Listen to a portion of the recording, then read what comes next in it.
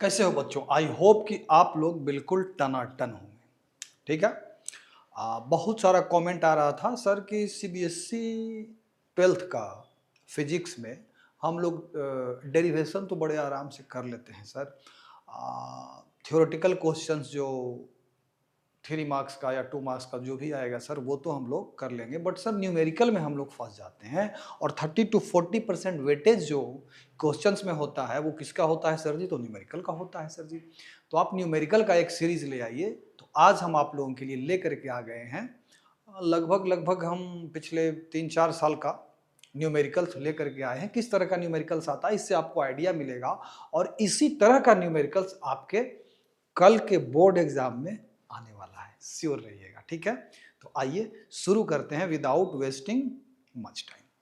चलिए, तो हमारा पहला क्वेश्चन है, देख लीजिए, ध्यान से पढ़िए। और हाँ, ध्यान रहे बच्चा, रूल जो हमारा है फिक्स है कि आपको पेन पेपर लेके बैठना है। सिर्फ मोबाइल लेके या टैब लेके या टीवी के सामने चुपचाप बैठ नहीं जाना है ना। हाथ में क्या होना चाहिए? पेन और पेपर। अब मेरे साथ साथ आप लोग भी क्या करिए बच्चा लोग, सोल्व करिए। चलिए, तो पहला क्वेश्चन है, transformer is connected to a 200 volt to a 200 volt AC source. 200 volt का एसी सोर्स से कनेक्टेड है। The transformer supplies 3000 volt. यानी कि ये जो वोल्टेज दिया है प्राइमरी का वोल्टेज है V1, और ये सप्लाई कितना कर रहा है बच्चा? 3000, यानी कि ये सेकेंडरी साइड का वोल्टेज है। क्लियर है sir? If the number of turns in the primary coil, ये प्राइमरी साइड में नंबर ऑफ टर्न्स N1 है, find the number of turns in the secondary side. मतलब क्या पूछ रहा है सर जी? तो N2 हमारा पूछ रहा है। तो ट्रांसफॉर्मेशन इक्वेशन कितना होता है, मतलब क्या होता है? तो सीधा सीधा आप लोग जानते होंगे बच्चा, V1 upon V2 is equal to N1 upon N2। ये वाला अगर आपको याद है, अगर इस तरह का क्वेश्चन आ गया और अगर ये इक्वेशन आप भूल गए, कौन सा इक्वेशन सर जी? तो ये वाला इक्वेशन ही थोड़ा सा और आगे भी जाता है बच्चा, यहां याद रखिएगा I2 बाई I1। ये इक्वेशन अगर आपको याद है तो ये क्वेश्चन आप आराम से सोल्व कर सकते हैं। क्लियर है? चलिए ठीक है भाई। तो V1 दे रखा है ना, हाँ 200 वोल्ट है सर जी। और V2 कितना है सर जी? 3000 वोल्ट है सर जी। N1 कितना है? हाँ 450। और N2 हमको निकालना है। तो आई थिंक आप लोग अब इससे फटाक से निकाल सकते हैं, ऐसा कोनो बात नहीं है। ये 2 शून्य 2 शून्य 2 15, ये खत्म। तो हमारा सीधा सीधा N2 बराबर कितना आ गया बच्चा? 15 इंटू 450। ये क्या आ गया हमारा बच्चा? आंसर है। ये क्या है बचवा? इसको आप सोल्व कर लीजिएगा कि सोल्व कर दें हम। आप लोग जो है कि रूस जाते हैं कि सर जी सोल्व भी करिए दीजिए। आप न्यूमेरिकल है, आपको इसको सोल्व करना है, वैसे हम सोल्व कर देते हैं बच्चा। 5 5 5 बजे 25 बाकी 2 4 बजे 20 2 22 बजेगा 5 4 एकम 4, एक ठो सुनना लगेगा। 6 7 इसका फाइनल आंसर क्या आ जाएगा बच्चा? 6750 टर्न्स। यानी कि सेकेंडरी साइड में नंबर ऑफ टर्न्स क्या होना चाहिए ट्रांसफॉर्मर के कॉइल का? 6750 टर्न्स। क्लियर है? आई होप कि क्लियर होगा ये सॉल्यूशन। नेक्स्ट क्वेश्चन कहता है, tub is filled with transparent liquid to a height 30 centimetre. कितना हाइट तक भरा गया है बच्चा? 30 सेंटीमीटर तक। The apparent depth of a coin lying at the bottom is 16 centimeter. Find the speed of light in the liquid. बच्चा एक बात ध्यान रखिएगा, जब भी आपको कुछ न्यूमेरिकल आए, क्वेश्चन आए, तो सबसे पहले उसका इक्वेशन आप लिख दीजिएगा। सबसे पहले किसका इक्वेशन आप लिख दीजिएगा? उसका इक्वेशन लिख दीजिएगा जो आपसे पूछा जा रहा है। तो यहां पर क्या पूछा जा रहा है बच्चा? स्पीड ऑफ लाइट पूछा जा रहा है। ठीक है सर जी, स्पीड ऑफ लाइट पूछा जा रहा है। तो सबसे पहले हम लोग स्पीड ऑफ लाइट का इक्वेशन लिख देंगे। कैसे? Speed of light in this liquid क्या होगा बच्चा? क्या हो जाएगा सर जी? क्या हो जाएगा? स्पीड ऑफ लाइट होता है सर जी in any medium C upon mu.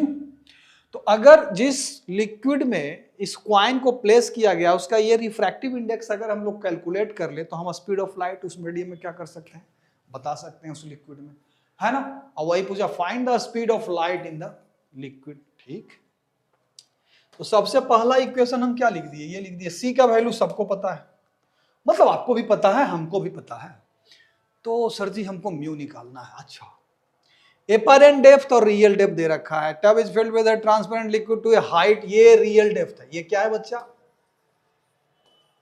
इतना डेप्थ में कॉइन है, लेकिन फील क्या हो रहा है, एपरेंट डेप्थ क्या है 16 सेंटीमीटर।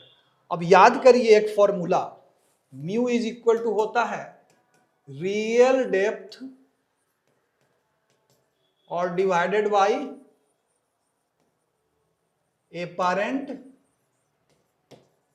डेप्थ। तो रियल डेप्थ कितना है बच्चा 30, एपरेंट कितना है बच्चा 16, है ना। बस ये म्यू का वैल्यू इसमें क्या कर देना है, पुट कर देना है।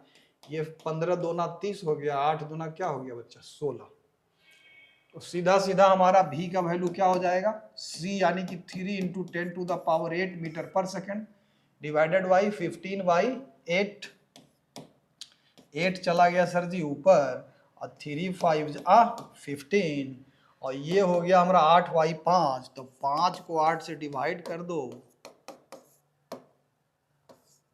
ओहो 0 तो आ ही जाएगा, तो 5 छक 30, तो ये हो जाएगा बच्चा 1.6 into 10 to the power 8 metre.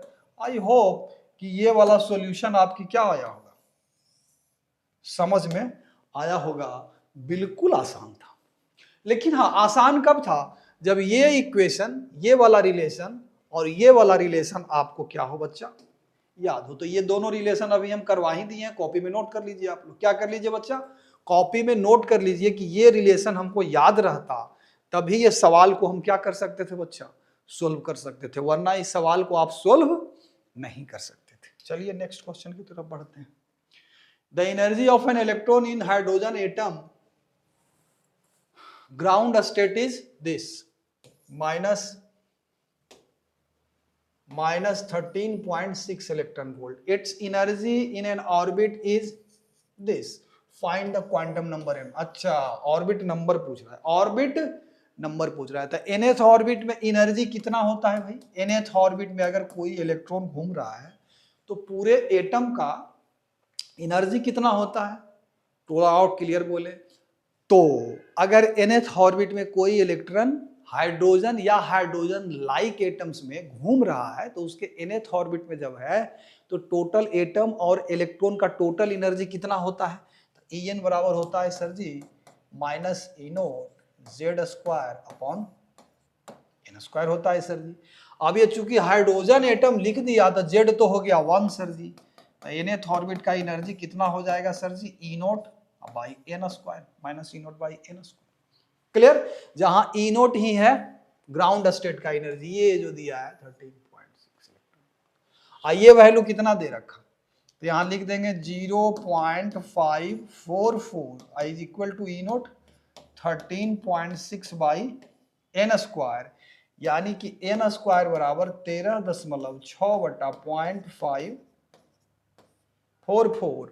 तो इसको क्या करना पड़ेगा बच्चा, 13.6 है वहां 0.544 है, तो इसको अब क्या करना पड़ेगा बच्चा, सोल्व करना पड़ेगा। एन स्क्वायर बराबर जो भी है इसको सोल्व करते हैं, तो इसको हम लिख सकते हैं क्या, इसको हम लिख सकते हैं क्या 0.544, तो ऊपर लिख सकते हैं ये 6 तो 1 पॉइंट और 2 शून्य लगा दिए और नीचे क्या आ गया बच्चा 544। ये ठीक लिखे, हाँ सर जी ठीक है लिखे, कुछ गड़बड़ नहीं है। अब ये डिवीजन हम थोड़ा सा कर देते हैं, ये क्या कर देते हैं बच्चा, डिवीजन कर देते हैं, क्योंकि आप लोगों को एग्जामिनेशन हॉल में ये करना पड़ेगा, कैलकुलेटर तो अलाउड है नहीं सर जी। तो 5 दूना 2 टाइम्स लगेगा, 5 दूना 10 188, 10 में से हट गया 2, 10 में से हट गया 2 और यहाँ कितना बचेगा 10 में से हट गया 2 5, तो 15 में से हट गया 7, यहाँ 2 में से 0 गया 272, ये 0 5 5 25, 5 टाइम्स लग जाएगा सर जी, इतना ही आ जाएगा सर जी, ये कट्टम कुट्टम हो गया सर जी, तो 25 आ गया सर जी। तो n का वैल्यू कितना आ गया सर जी, तो स्क्वायर रूट के अंदर 5, यानी n का वैल्यू कितना आ गया सर जी, तो इतना आ गया सर जी। ये क्वांटम नंबर n का वैल्यू जो है किस ऑर्बिट में है, वो इलेक्ट्रॉन 5th ऑर्बिट में है। अब आप कहिएगा कि सर इसको कब सोल्व कर पाते, तो बच्चा जब आपको ये वाला इक्वेशन आपको दिमाग में रहता, या ये वाला हाइड्रोजन के लिए ये वाला लिख लीजिए, ये इक्वेशन आपके दिमाग में अगर है तभी आप इसको सोल्व कर पाएंगे। जहां ई नोट क्या है सर जी, ग्राउंड स्टेट में एनर्जी है, और जेड क्या है, एटॉमिक नंबर है या नंबर ऑफ प्रोटॉन जो कह लीजिए, और एन क्या है, तो वही ऑर्बिट नंबर है या क्वांटम नंबर जो लिख दिया है। क्लियर? नेक्स्ट क्वेश्चन चलते हैं। Two wires of same material and radius have lengths in the ratio 2:3। Length का रेशियो कितना दे दिया बच्चा, 2:3, connected in parallel to a battery supplying 15 ampere, find current through each wire. अच्छा, two wires of same material मतलब resistivity सबका क्या है, सेम है, एंड रेडियस सेम मटेरियल मतलब रो का वैल्यू, अरे आर बराबर रो एल बाई ए होता है ना, याद है कि नहीं याद है, रेडियस दोनों का, तो क्रॉस सेक्शनल एरिया सेम है, मतलब क्रॉस सेक्शनल एरिया और resistivity. Have lengths in the ratio L1/L2 दे रखा, L1/L2 कितना है बच्चा, 2:3, इतना सा डाटा दिया। Connected in parallel to a battery, battery के साथ कैसे कनेक्टेड है, पैरेलल टू बैटरी, करंट कितना 15 एम्पियर, ठीक है। Find current through each wire. चलो अब जरा सा हम लोग एक वायर का रेजिस्टेंस हम क्या ले लेते हैं बच्चा, R1, पैरेलल है ना, ठीक है सर जी, और दूसरे का क्या ले लेते हैं बच्चा, R2, और ये ऐसे कनेक्टेड बच्चा, ये हमारा बैटरी का EMF है बच्चा, है ना, ये बैटरी का क्या है, EMF है बच्चा, पैरेलल में कनेक्टेड है बच्चा। तो इसके थ्रू अगर इसके थ्रू करंट अगर निकाले मतलब I1 कितना हो जाएगा बच्चा, ध्यान दो, I1 इसके थ्रू करंट कितना हो जाएगा, तो सर जी E बटा R1, अरे होगा ना, E बाई R1, ठीक है sir ji, E by R1। और इसी प्रकार से अगर हम कहें कि I2, ये हमारा I1 और ये हमारा I2, ठीक है सर जी, I2 कितना हो जाएगा सर जी, तो E बाई R2, हाँ ये भी सही है। लेकिन R1 का वैल्यू क्या होगा, R1 का वैल्यू हो जाएगा रो L1 बाई ए, और R2 का वैल्यू कितना हो जाएगा सर जी, तो रो L2 बाई, चूंकि लेंथ अलग अलग है, रेडियस सेम है, तो क्रॉस सेक्शनल एरिया भी क्या हो जाएगा बच्चा, सेम हो जाएगा। चलिए ठीक है सर जी, ये बात तो हो गया हमारा। अब क्या कहता है, L1/L2 हमारा 2/3 है, find current through each wire. तो हमको I1 I2 आप निकाल करके बतलाइए। अब देखिए सर जी, अब I1 का वैल्यू हम क्या निकाले हैं, E/R1, तो R1 का वैल्यू इसमें पुट कर देंगे, क्या कर देंगे बच्चा, R1 का वैल्यू इसमें हम पुट कर देते हैं, यहीं पे पुट कर देते हैं। तो I1 बराबर हमारा कितना आ गया, E हमको नहीं पता है, E हमको नहीं पता है, R1 का वैल्यू कितना आ गया बच्चा, रो L1 अपॉन ए, तो ए को ऊपर भेज देते हैं, और इसी प्रकार से I2 क्या आ जाएगा सर जी, तो रो E A by rho L2। इतना होगा ना, और इतना होगा कि नहीं होगा, हाँ होगा सर जी। अच्छा ठीक है, और I1 प्लस I2 कितने के बराबर है, क्योंकि बैटरी कितना करंट ये सप्लाई कर रहा है, ये जो बैटरी है ये कितना करंट सप्लाई कर रहा है सर जी, तो ये सर जी 15 एम्पियर करंट सप्लाई कर रहा है। ये कितना करंट सप्लाई कर रहा है, 15 एम्पियर। तो इन दोनों को जब जोड़ेंगे बच्चा, तो इसका वैल्यू तो हम निकाल ही सकते हैं, EA बाई रो का, EA बाई रो का वैल्यू हम निकाल सकते हैं। वो कैसे निकलेगा सर जी, देख लो, यहीं से निकाल देते हैं, यहीं से आराम से निकाल सकते हैं। देखो I1 प्लस I2 कर दो, I1 plus I2, I1 plus I2, ये कितने के बराबर है, दे रखा है कितना, 15 एम्पियर, तो 15 लिख दिए इसके जगह पर। इन दोनों को जोड़ो तो हो जाएगा sir ji EA by rho into L1 plus plus EA by rho into L2, है ना। तो ये बराबर हम लोग लिख सकते हैं ई ए by rho I into L1 लिख दिए, ठीक है, यहाँ ठीक है। यहाँ लिख देंगे ई ए by rho I into L2 के जगह पर क्या लिख देंगे 3/2 L1। यहाँ देखो ना L2 बराबर क्या हो जाएगा 3L1/2। अरे लिख सकते हैं ना 3L1/2। तो यहाँ लिख दिए हम लोग इंटू 3L1/2, तो 2 ऊपर चला गया, है ना। तो यहां से देखो हम लोग क्या निकाल दिए ई ए by rho L1, E A by rho L1। तो क्या अंदर बचा बच्चा 1 + 2/3। तो ये क्या हो जाएगा 3 × 2 = 5/3 यानी कि 5/3 into E A by rho.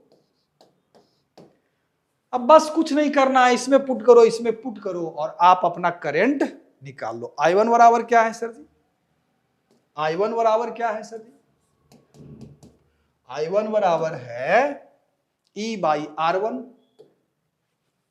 E by R1। R1 के जगह पर क्या पुट करेंगे रो L1 अब बाई A, तो ऊपर A चला गया, ऊपर क्या चला गया A चला गया। अब यहां से हम इसका वैल्यू निकालेंगे ई ए बाई रो L1 है, ये बराबर कितना है 15।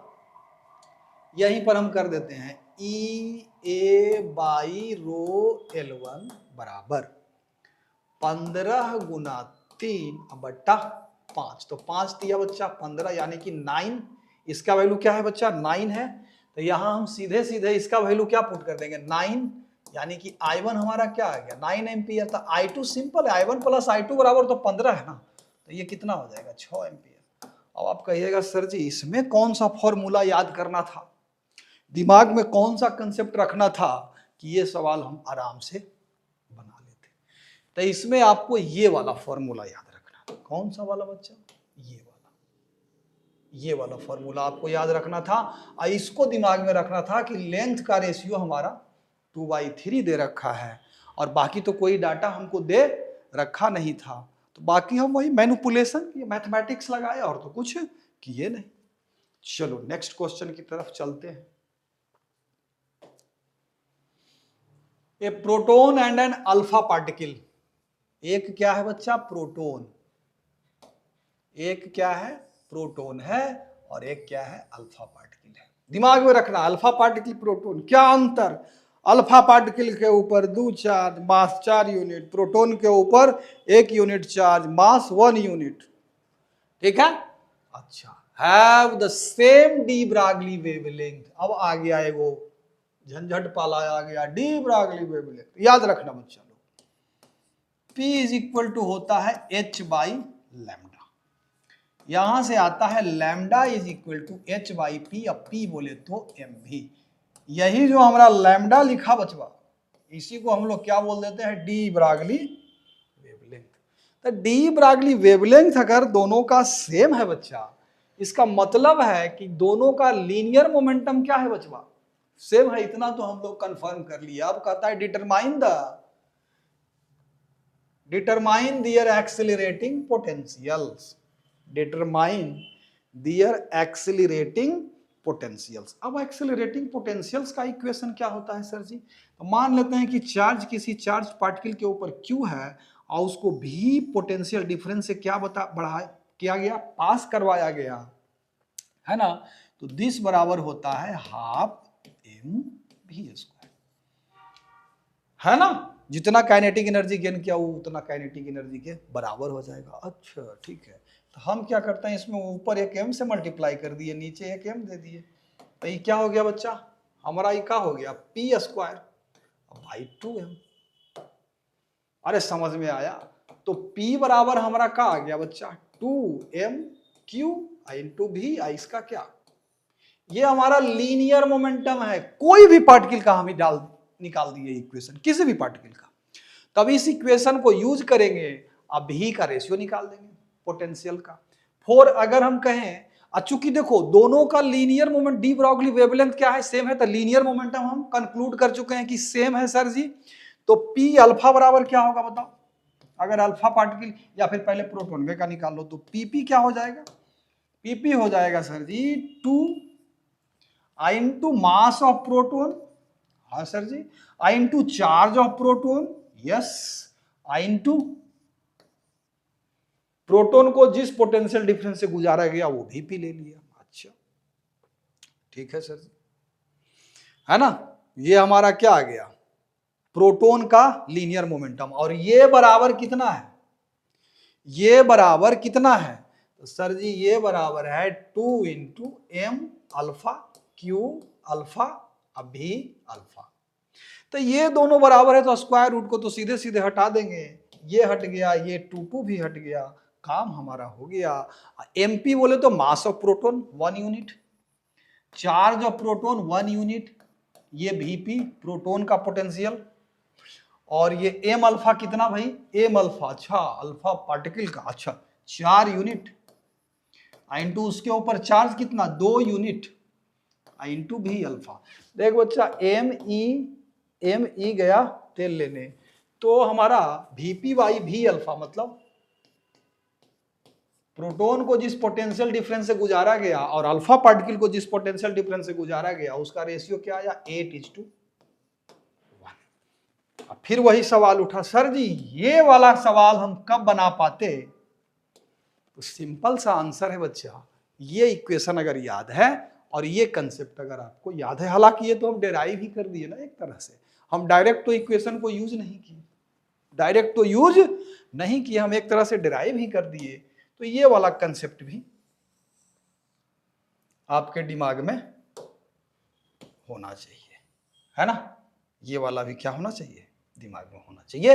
ये दोनों अगर आपके दिमाग में है तो ये सवाल को आप आसानी से बना सकते हैं। दूसरा भी है, दियर स्पीड्स, क्या कहता है, determine the ratio of their accelerating potential and their speed. तो स्पीड तो बड़ा सिंपल हो गया बच्चा, चूंकि डी ब्रॉगली वेवलेंथ सेम यानी कि दोनों का लीनियर मोमेंटम सेम, तो यानी कि ऐसे लिख सकते हैं ना हम लोग, सेकेंड पार्ट तो बड़ा आसान हो जाता है कि एम प्रोटोन इंटू भी प्रोटोन बराबर एम अल्फा इंटू भी अल्फा, है ना, यही भी अल्फा मतलब स्पीड है अल्फा पार्टिकल का, तो वीपी भाई भी अल्फा क्या हो जाएगा m alpha by m p, m alpha 4 times m है, ये एम है तो 4/1 हो गया। तो ये तो बड़ा सिंपल था, जो आप लीनियर मोमेंटम वाला P is equal to mass times velocity होता है वही इक्वेशन को यूज करना था, और तो कुछ इसमें बच्चा करना नहीं था, सिंपल सा यूज करना था, यूज की और बन गया। चलिए नेक्स्ट क्वेश्चन चलते हैं। A cell of EMF E, a cell of EMF E and internal resistance R is connected across a variable load resistor capital R.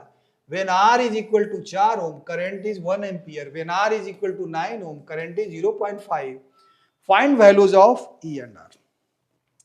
कहता है सेल ऑफ EMF E, लगा दो, इंटरनल रेजिस्टेंस R लगा दिया, है ना, when connected to a variable load resistor, चलो इधर हम लोड रेजिस्टर दे दिए कैपिटल आर का, कितना का बचवा कैपिटल आर का, ठीक है सर। कहता है तो इसमें करंट कितना फ्लो करेगा, सीधा सीधा ओम्स लॉ लगाएंगे, ओम्स लॉ से क्या हो जाएगा I is equal to E upon R plus, अरे यही होगा ना बच्चा, सीधा सीधा यहां ओम्स लॉ लगा दिया, ठीक। अब देखो कहता है जब R का वैल्यू 4 ओम है, करंट 1 एम्पियर है, बस इसमें पुट करते जाओ, करंट कितना है भाई 1 एम्पियर, जब R का वो वैल्यू कितना है 4 ओम, तो 4 प्लस R, है ना। अब इसको थोड़ा सा हम सोल्व कर देते हैं, 4 प्लस R बराबर E, अरे क्रॉस मल्टीप्लीकेशन कर दिया, तो E माइनस R हमारा कितना आ गया बच्चा, E माइनस R बराबर 4, इसको इक्वेशन 1 पकड़ लो। दूसरा, जब R का वैल्यू हम 9 कर दिए तो R का वैल्यू यहाँ 9 पुट कर दो, तो करंट 0.5 हो गया, तो 0 इसमें पुट कर रहे हैं और कुछ नहीं कर रहे हैं, तो E बटा R का वैल्यू, कैपिटल R का वैल्यू कितना 9 और प्लस R कर दिया, ठीक है सर जी। तो 9 × 5 = 45, तो E 4.5 प्लस 0.5 R बराबर E, यानी कि E minus 0.5 R, E minus 0.5 R is equal to 4.5 और ये हमारा 2 हो गया। 1 और 2 को सोल्व कर दो, इसमें कुछ नहीं करना है, 2 से मल्टीप्लाई करके इसको घटा दो, क्योंकि आर आर वाला टर्म क्या होगा, कट जाएगा। 2e में से एक ही गया तो e बराबर क्या हो जाएगा, e बराबर क्या हो जाएगा, देखो ध्यान से, इसमें 2 से मल्टीप्लाई किया, ये 9 हो जाएगा, ये 1r, ये मतलब r हो जाएगा, ये 2e है, इसमें से इसको घटाएंगे तो 2e में से एक ही गया e, माइनस आर खत्म, और 9 में से 4 गया, कितना बच गया बच्चा, 5। यानी कि ईएमएफ बैटरी का कितना है सर जी, 5 वोल्ट है, 5 वोल्ट है, हम लोग पता लगा लिया। ईएमएफ बैटरी का कितना है, 5 वोल्ट है। किसी एक में पुट करके आर का वैल्यू निकाल दो, अरे इसी में पुट कर दो, तो ई कितना है भाई, 5 वोल्ट माइनस आर बराबर 4, यानी कि आर बराबर कितना आ गया, 1 ओम।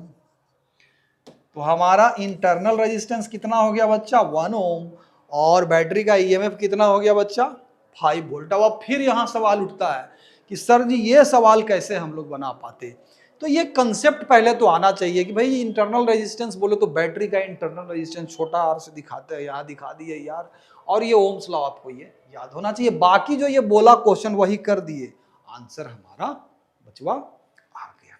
ठीक है, चलो नेक्स्ट क्वेश्चन की तरफ बढ़ जाते हैं हम लोग। हाँ, two capacitors of unknown capacitance C1 and C2 are connected first in series. C1 और C2 are connected first in series, ठीक है, and then in parallel across a battery of 100 volt. If the energy is stored in the two combination, मतलब जब series में है तो 0.045 joule है, और जब पैरेलल में है तो 0.25 respectively, determine C1 and C2।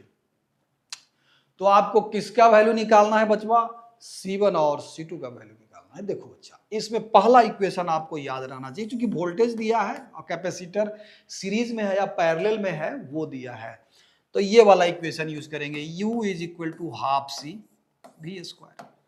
जब दोनों सीरीज में है तो इक्विवेलेंट कैपेसिटेंस क्या होगा बच्चा, sir ji C1 C2 by C1 plus C2 होगा, और क्या होगा।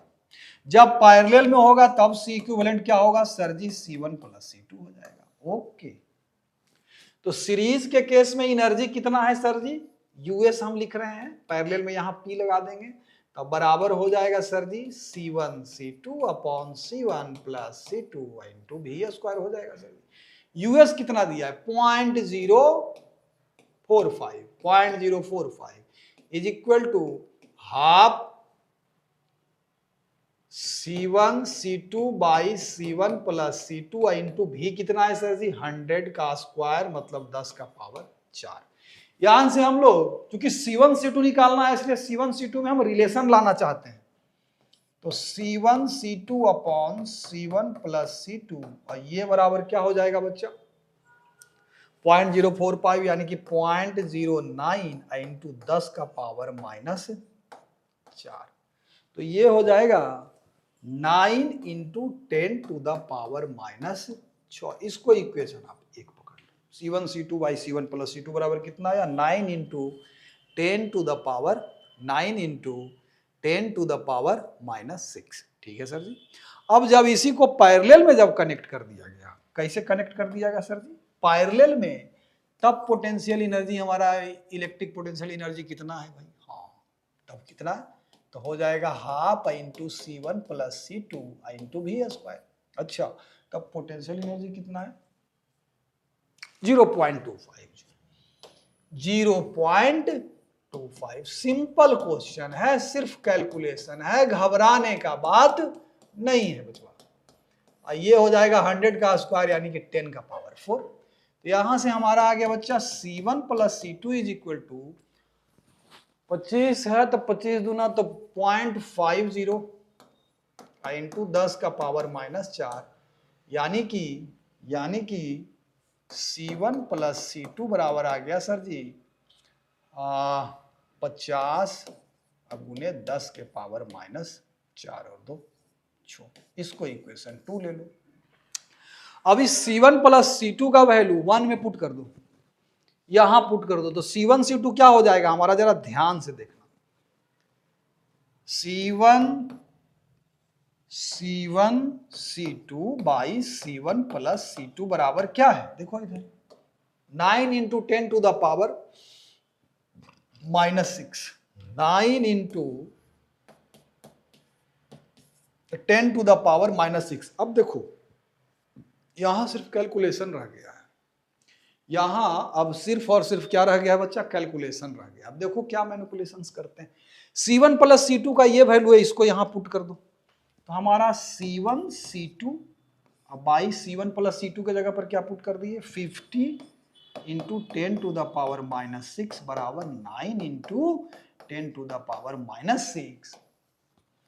यानी कि सर जी C1 C2 हमारा आ गया, कितना आ गया सर जी, तो पद नंबर 45 हो गया बबुआ, 450 गुने 10 के पावर -12। यानी कि हम लिख सकते हैं इसे 4.5 गुने 10 के पावर -10 फराड का स्क्वायर हो गया। अब क्या करेंगे सर जी, तो किसी एक में पुट कर दो, उसमें पुट करो या इसमें, हम इसमें पुट करेंगे C1 प्लस C2। तो C1 तो लिख दिए, C2 के जगह पर क्या पुट कर देंगे, इससे निकाल लेंगे वैल्यू। C2 का वैल्यू कितना आएगा, 4.5 गुने 10 के पावर -10 अब बटा C1, और ये बराबर कितना है sir ji, 50 into 10 to the power -6, 50 into 10 to the power -6। अब इसको सॉल्व कर दो, ये आएगा बच्चा C1 square plus 4.5 10 to the power -10 and this is equal to 50 C1 into 10 to the power -6। ठीक है, तो ये हो जाएगा C1 square minus 50 C1 into 10 to the power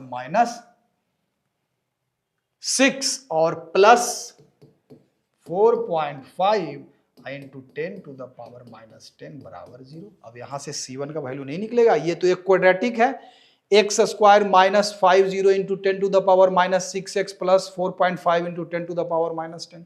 तो C1 का वैल्यू क्या क्या आएगा, ध्यान से देखना, -b यानी कि 50 इंटू 10 टू द पावर -6 होगा, प्लस साइन के साथ हो जाएगा, ये प्लस माइनस स्क्वायर रूट के अंदर b स्क्वायर यानी कि इसी का स्क्वायर, तो ये क्या हो जाएगा 50 का स्क्वायर यानी कि 2500 गुने 10 के पावर ही क्या हो जाएगा, ये स्क्वायर होगा तो -12 हो जाएगा।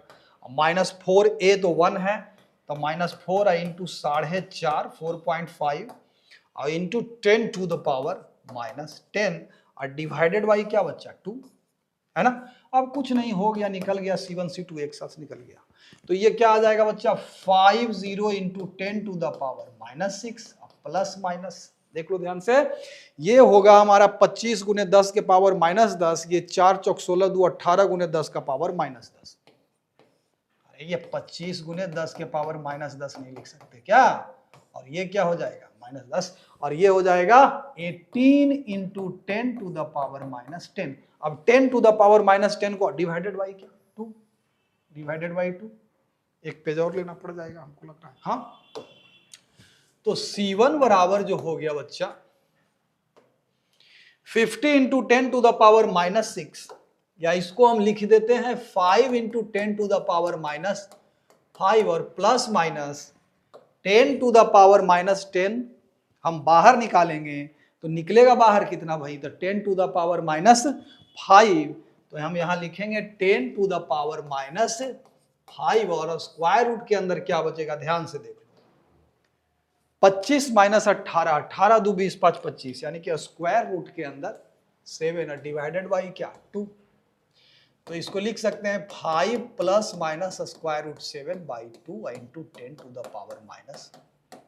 यही हमारा क्या निकल गया बच्चा, ये हमारा क्या निकल गया, अरे भाई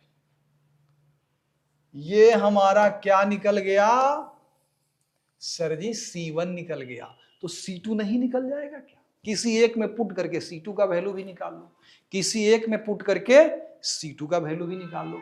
वैसे यही C1 C2 दोनों है, C1 एक वैल्यू पॉजिटिव वाला प्लस जब लोगे तो C1 निकलेगा और माइनस जब लोगे तो C2 निकलेगा। क्लियर है, देखो इसमें अब कहोगे कि सर जी इसमें इंपॉर्टेंट इक्वेशंस क्या था, तो इसमें इंपॉर्टेंट था बच्चा ये वाला, ये वोल्टेज वाला जो एनर्जी होता है कैपेसिटर में स्टोर, चूंकि यहाँ वोल्टेज दिया था हमको, पोटेंशियल दिया था, तो ये इक्वेशन इंपॉर्टेंट था। फिर जब सीरीज में है तब क्या लगता है, तो ये है, फिर पैरेलल में है तो ये है। टोटल एनर्जी का फॉर्मूला तो हम लिख ही दिए। तो ये तीन इक्वेशंस अगर आपके पास है और क्वाड्रेटिक वाला सोल्व करना अगर आप जानते हैं, तब इस सवाल को आप क्या कर सकते हैं बच्चा, आराम से सोल्व कर सकते हैं। क्लियर? चलिए नेक्स्ट क्वेश्चन की तरफ बढ़ते हैं। नेक्स्ट क्वेश्चन की तरफ,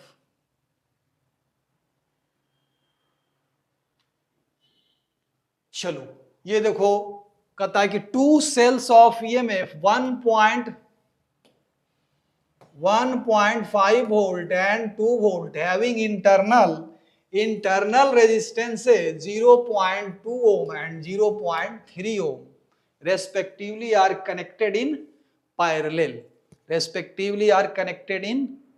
Calculate the EMF and internal resistance of the equivalent cell. अच्छा, मतलब दो सेल है, एक का वोल्टेज क्या है, यहां बना लेते हैं हम डायग्राम, देख लो यहां। एक सेल इसका इंटरनल रेजिस्टेंस दे रखा, दूसरा सेल इसका इंटरनल रेजिस्टेंस दे रखा। क्लियर? एक सेल का वोल्टेज कितना बच्चा, 1.5 वोल्ट। इसका इंटरनल रेजिस्टेंस कितना बच्चा, इसका इंटरनल रेजिस्टेंस कितना, 1.5, 0.2 ओम। फिर इसका वोल्टेज कितना बच्चा, 2 वोल्ट। और इसका कितना बच्चा, इसका है 0.3 ओम। ठीक है, ये हमारा हो गया जब दोनों सेल अलग अलग है। ठीक है, जब दोनों सेल अलग अलग है। अब इसका इक्विवेलेंट मान लेते हैं कि क्या है, ये है हमारा, क्या है बच्चा, ये है हमारा, है ना, ये है। इसका इक्विवेलेंट ईएमएफ ई है, इंटरनल रेजिस्टेंस क्या है, आर मान लिए। अच्छा, अब कैसे पता करें कि इसका इक्विवेलेंट, तो उसके लिए क्या है, एक ठो रेजिस्टेंस कनेक्ट कर दीजिए। क्या कर दीजिए, एक ठो रेजिस्टेंस कनेक्ट कर दीजिए सर जी, आर ले लीजिए। यहां भी कनेक्ट कर दीजिए सर जी, आर ले लीजिए, है ना। अगर इसमें करंट आई फ्लो कर रहा है तो इसमें भी करंट कितना फ्लो कराना चाहिए, आई। तो ये ई और ये आर, इसका इक्विवेलेंट क्या हो जाएगा, ईएमएफ एंड इंटरनल रेजिस्टेंस हो जाएगा। तो सिंपल सा कैलकुलेशन है। अब बाकी आप अगर नहीं समझे तो दोबारा हम समझा देते हैं। ये एक सेल है, इसका इंटरनल रेजिस्टेंस 0.2 एम, वोल्टेज इसका, ईएमएफ क्या है 1.5, इसका 2 है, इसका 0.3 है। कहता है इसका इक्विवेलेंट सेल आप बताइए। तो हम क्या किया कि एक्सटर्नल रेजिस्टेंस जोड़ दिया। मान लेते हैं करंट इसमें आई फ्लो करवा रहा है, इसमें भी आई फ्लो करवा रहा है, तब इसका ईएमएफ जो लिए हैं हम इक्विवेलेंट सेल का, वो इसके इक्विवेलेंट ईएमएफ के बराबर होगा। जो इंटरनल रेजिस्टेंस लिए इसके इंटरनल रेजिस्टेंस के बराबर हो जाएगा। अच्छा, अब आगे क्या करें सर जी, अब इसके आगे क्या सोचें सर जी। अच्छा, ये अलग करंट फ्लो करवा रहा होगा, चल इसको I1 पकड़ ले, और ये अलग करंट फ्लो करवा रहा होगा, इसको I2 पकड़ ले। इन दोनों का सम I के बराबर है। ये बात तो है।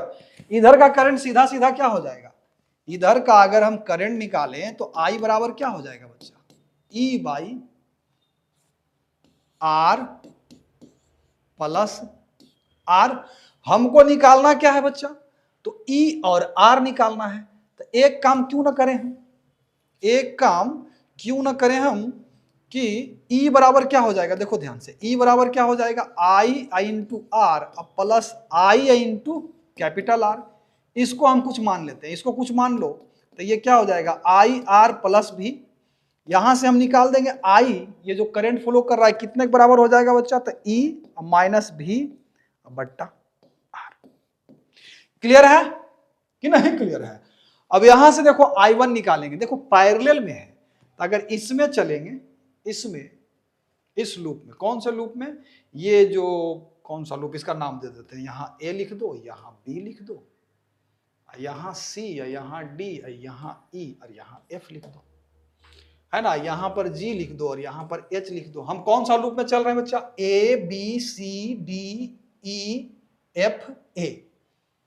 अब क्या लगाएंगे बच्चा, KVL लगाएंगे। तो KVL जब लगाएंगे तो इतना समय अगर हम लिख पाए, नहीं तो नेक्स्ट पेज ले लेंगे, है ना। तो यहां से हम शुरू कर रहे हैं A से। इसमें करंट कितना जा रहा है बच्चा, I1, तो -0.2 I1, अरे KVL लिख रहे हैं, -0.2 I1, अब प्लस कितना, प्लस कितना भाई, तो 1.5 वोल्ट होगा सर जी, प्लस 1.5। फिर यहां से आगे बढ़े तो यहां क्या हो जाएगा, minus I r, minus I into r, ये बराबर क्या बच्चा, 0। इधर हम क्या माने हैं, आई इंटू कैपिटल आर को यहां क्या मान लिए हैं, कैपिटल भी, तो यहां भी क्या लिख देंगे इसके जगह पर, कैपिटल भी। और यहां से अगर देखेंगे बच्चा तो I1 बराबर हमारा जो आएगा बच्चा 1.5 माइनस भी डिवाइडेड बाई 0.2, इसको इक्वेशन 1 पकड़। इन सिमिलर पैटर्न बच्चा I2 बराबर हमारा क्या आ जाएगा बच्चा, 1.5 के जगह पर सिर्फ 2 पुट कर दो, तो ये हो जाएगा सर जी 2 माइनस भी, या बाई इसका इंटरनल एडिशन 0.3, इसको 2, अच्छा इधर 1 मान लिए हैं क्या, माने तो नहीं है, इसको 3 मान लो आप, ठीक है। I1 कितना आ गया, I1 कितना आ गया 1.5 माइनस भी बाई 0.2, I2 कितना आ गया 2 माइनस भी बाई 0.3। अब इन दोनों को जब ऐड करेंगे तो I के बराबर ही होगा ना, तो इन दोनों को ऐड कर देते हैं, एडिंग 1 एंड 2, तो क्या हो जाएगा भाई 1.5 माइनस भी बाई 0.2 प्लस 2 माइनस भी बाई 0.3, और ये बराबर क्या हो जाएगा, ये I1 प्लस I2 की है, ये किसके बराबर होगा बताओ फटाफट, इसके बराबर होगा ना, E माइनस भी बाई आर के बराबर होगा कि नहीं होगा, हाँ सर जी होगा, ये तो होगा करेगा, तो यहां लिखेंगे E माइनस भी बाई आर, E माइनस भी बाई आर। अब भी वाले टर्म को एक तरफ करो तो ये कितना आएगा 1.5 बाई 0.2, अब सिर्फ कैलकुलेशन है, माइनस भी बाई 0.2 प्लस 2 बाई 0.3 माइनस भी बाई 0.3, ये बराबर क्या हो जाएगा E बाई आर माइनस भी by r, E by r minus भी बाई आर। अब दोनों तरफ से कांस्टेंट टर्म और भी के टर्म को क्या कर देना है, मतलब भी के कोएफिशिएंट को और कांस्टेंट टर्म को क्या कर देना है, इक्वेट कर देना है। इक्वेट जब करेंगे बचवा, इक्वेट जब करेंगे तो कांस्टेंट टर्म इधर क्या है 1.5 बाई 0.2, तो ये हो जाएगा 7.5, अरे ये 7.5 होगा, ये 20/3 20/3 हो जाएगा ये, हाँ ये तो होगा। और माइनस भी अगर कॉमन ले ले, माइनस भी अगर कॉमन ले लें तो ये 1/0.2, 1/0.2 यानी कि 10/2 लिख सकते हैं इसको, हाँ 10/2 लिख सकते हैं, इसको 10/3 लिख सकते हैं। अरे माइनस भी यहां कॉमन लिए तो 1/0.2, 2/10, 10 ऊपर गया, 3/10, 10 ऊपर गया, तो इस तरह से लिख दिए। और ये बराबर जो है सर जी E/R माइनस V/R, माइनस भी का यहां कोएफिशिएंट क्या है 1/R, यानी कि कंपेयर करने पर, कंपेयरिंग माइनस भी का इधर कोएफिशिएंट क्या है 1/R, तो यहां लिखेंगे 1/R बराबर 5 प्लस 10/3, अरे 2 पचे 10, 10/3, तो ये क्या हो जाएगा बच्चा 3 पचे 15, 10 25/3, यानी कि R हमारा कितना आ गया 3/25, ये क्या आ गया बच्चा internal resistance of the equivalent cell. और इसी प्रकार से E/R बराबर ये होगा, तो E/R बराबर क्या होगा बच्चा 7.5 7 21 50 22.5 प्लस 20/3, और R का वैल्यू क्या है 3/25, तो यहां लिखेंगे E/3/25, तो 25 चला गया ऊपर, और ये क्या हो जाएगा 20 20 40 42.5/3, तो 3 से 3 खत्म हो गया सर जी, तो हमारा इक्विवेलेंट ईएमएफ कितना आ गया सर जी, तो 42.5 सर जी डिवाइडेड बाई 25, तो ये हमारा आएगा 25 बन जा 25, 25 5 30 10 40 10 5 15, तो 15 हो गया, 25 छक्का, अरे थोड़ा सा कर ही लेते हैं भाई, 250 हो जाएगा, ये 425 हो जाएगा, 250 दूना दोने लगेगा, तो 250 इधर आ गया, 5 12 में से 5 गया 7, 3 में से 5 0 ठीक है, और 12 में से 5 गया 7, ये कितना बचा 3, 3 में से 2 गया 1, तो ये 0 पॉइंट डाल दो, है ना। तो 2 × 5 = 10, नहीं, 2 × 6 = 2 × 7 = 14, 50 7 750, 5 7 35, 2 7 14 दिन 17.5, हाँ 7 टाइम्स लगेगा, तो 1.7 वोल्ट। यानी कि बच्चा हमारा इंटरनल रेजिस्टेंस कितना आया, आर का वैल्यू कितना आया बच्चा, 3/25 ओम सर जी, और ईएमएफ कितना आया बच्चा, 1.7 वोल्ट। यही हमारा क्या हो गया बच्चा, आंसर। यही हमारा क्या हो गया बच्चा, आंसर हो गया। आई होप कि अभी तक हम जितना भी आप लोगों को न्यूमेरिकल्स करवाए हैं, आई होप कि आप लोगों की समझ में आ रहा होगा। अब कमेंट करने का तो समय बचा नहीं है, फिर भी कमेंट करके बताइएगा कि आप लोग इससे फायदा उठाए कि नहीं उठाए, ठीक है। और भी न्यूमेरिकल 2-4 करवा देते हैं, आ जाइए और भी 2-4 करवा देते हैं। जैसे इसको ले लीजिए, देखो न्यूमेरिकल्स जो आता है बच्चा वो सिंपल ही आएगा, लेकिन पता नहीं बच्चों के बीच में ये डर बैठ गया है कि सर सीबीएसई में न्यूमेरिकल बड़ा भारी पूछता है। बट आई डोंट थिंक कि न्यूमेरिकल बड़ा भारी पूछता है। कम से कम आपको जो डेरिवेशंस का जो रिजल्ट है ना, और डेरिवेशन के पीछे का जो कंसेप्ट है वो सब तो कम से कम दिमाग में रखना पड़ेगा ना, कैसे क्या हुआ नहीं हुआ, कैसे ये रिजल्ट आया, कैसे वो रिजल्ट आया, है ना। थोड़ा सा तो कंसेप्ट को रखना पड़ेगा ना। अगर थोड़ा सा कंसेप्ट के साथ आप पढ़ते हैं तो ये सब न्यूमेरिकल क्या है बच्चा, बिल्कुल आसान है। ये सब भारी भारी न्यूमेरिकल नहीं है, बिल्कुल आसान है। आप लोग आराम से कर लीजिएगा, कल जाके देखिएगा। अभी इतना जो बताएं इसी में से इसी टाइप का आ जाएगा, कल देख लीजिएगा, टेंशन नहीं लीजिए आप लोग।